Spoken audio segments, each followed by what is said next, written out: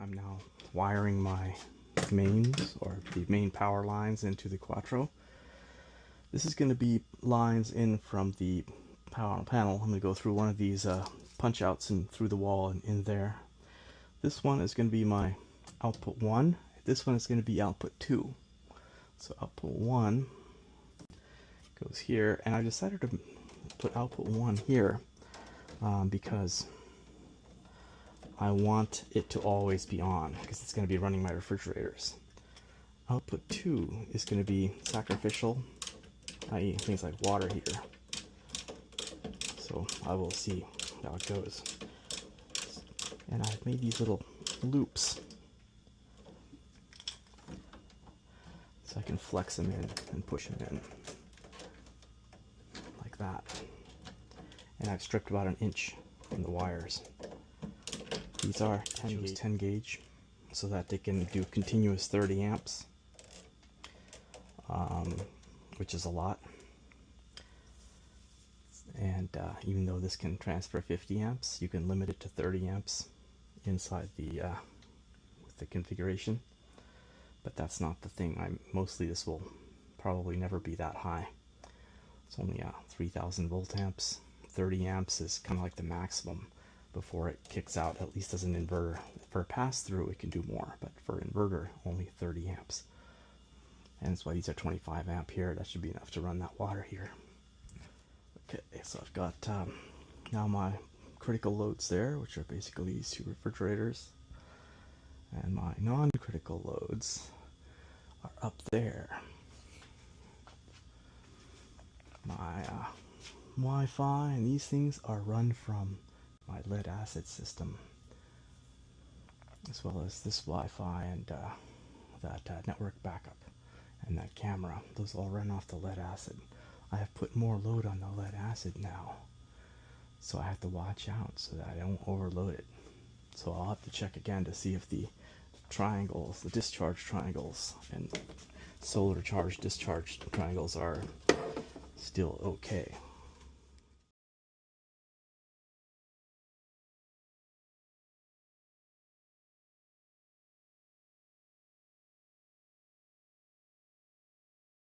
Okay, now I'm going to work on this a little bit.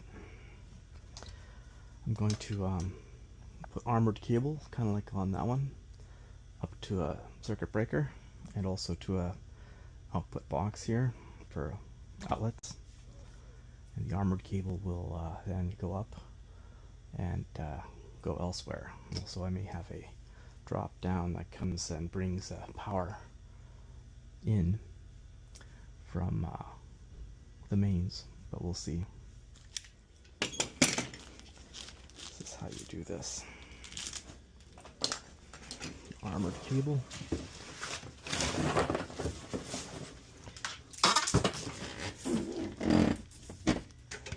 Armored cable goes in here.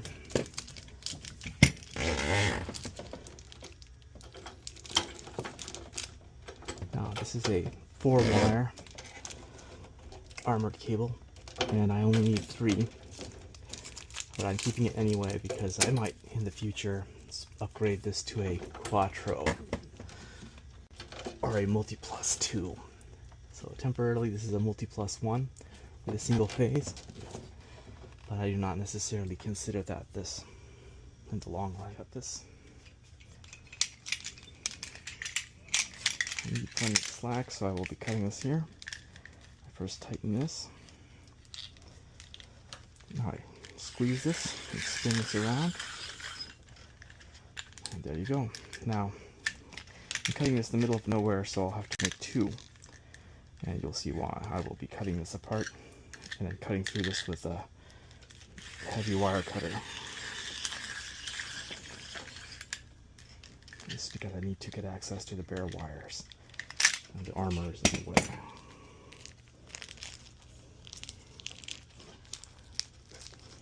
Now wire cutters will cut this. I'm going to just use tin snips.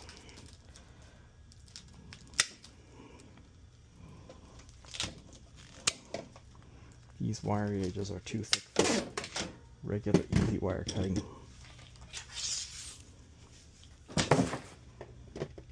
you want these tools. This one little tool that tells you whether or not a plug actually has power or not. So if you plug it into here, it'll light up. This one tells you whether or not there's AC power going through something. So this is off. That's how you know it's safe to work on. So I'm going to do the same trick I did with the Quattro. I'm going to bend it like this and then like this and strip it and shove it into these terminals. But first I have to strip these. So I will strip this.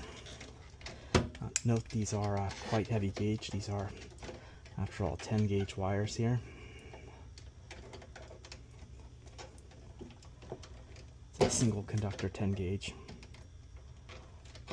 Now you may wonder, why are some wires single conductor solid and why are some wires multi-conductor stranded? And the answer is flexibility.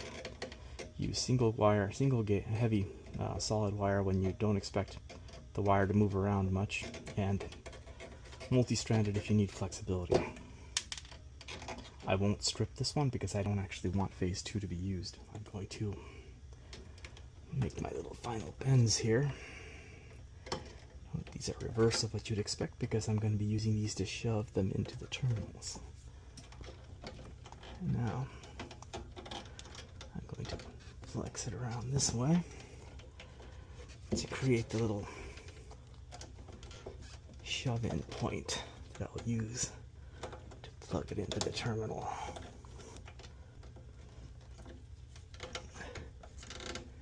I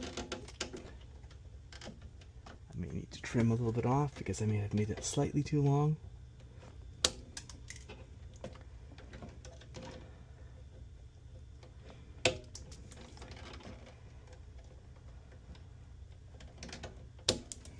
As you can see, neutral is there, ground is here, or protective earth, and line is here. So black will go there, white will go there, and green will go there. Red could also go there if this was running a phase 2. Okay. I got neutral. I'm actually going to turn this off just in case, because there's no need to have this connected to batteries.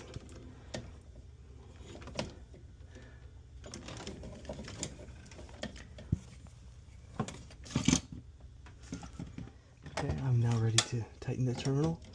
This is, remember, only the neutral.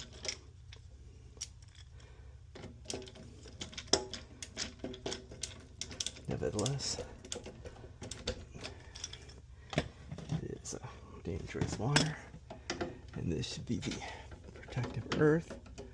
Again, this is all de-energized and disconnected from batteries, but nevertheless there might be some capacitors charged up in there, or inductors charged up in there, holding energy, so you gotta be careful. Pretend it's potentially live even though it's off. Okay, now here's the final joint, or the black wire of death / line. L1. L2 will be unused here. Okay, we go.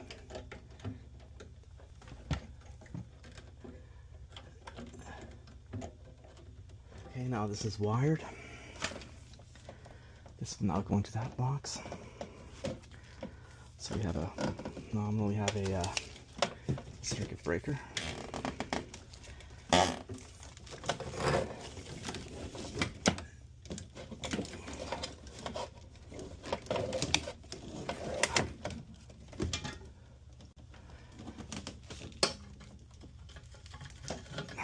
have to put a strain relief there. Yes, it's running low on power over there.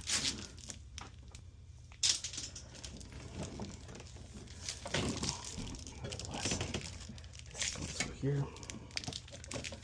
This is not necessarily the right thing, but I'm just going to use it anyway.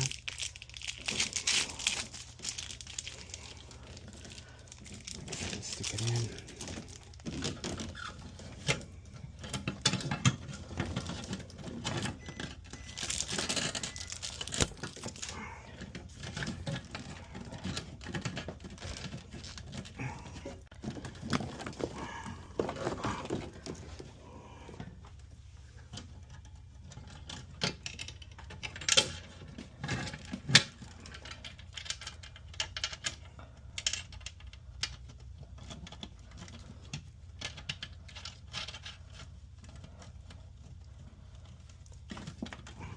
black one. Nominally, the red one would go into that second slot for the second breaker.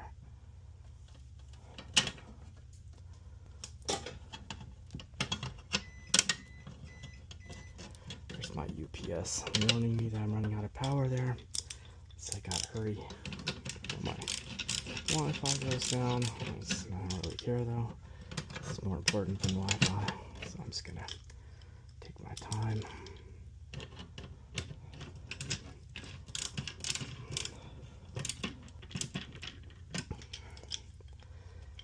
And this green one is going to be attached to ground. Let's see, whatever means necessary.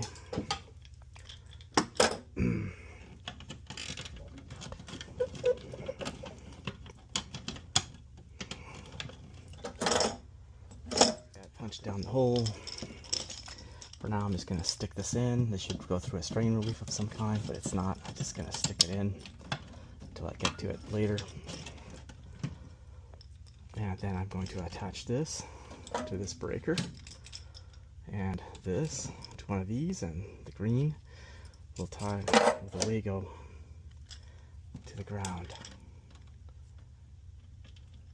which this barely works.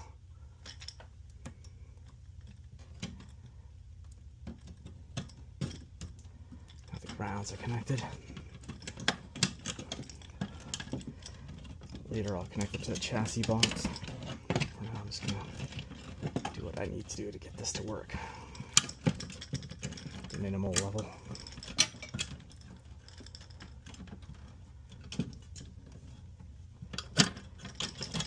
So I'll go down there. There's a breaker here. This is going to go in there. You can have two black wires go into the same thing. They'll be on the same phase, L1. Because that's what your inverter is generating. But now, when I plug this in, this will literally connect the wire to phase 1. So let's turn it off. It's already... Okay, so now when I flip this on, except for the fact that neutral isn't connected, it'll basically be ready. So now I just have to connect the neutral, and then flip the circuit breaker and energize this circuit. I'll pick one of these points here for the neutrals. I'll pick a random one. It doesn't really matter which one it is.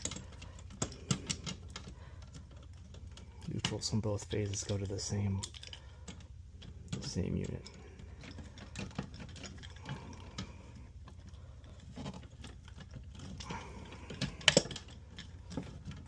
Now in theory this can be energized. Let's find out. I'm going to turn on this inverter. Okay. Let's see if we have power. That should stop beeping. It looks like we've got some power there. Looks like my Wi-Fi is turning back on.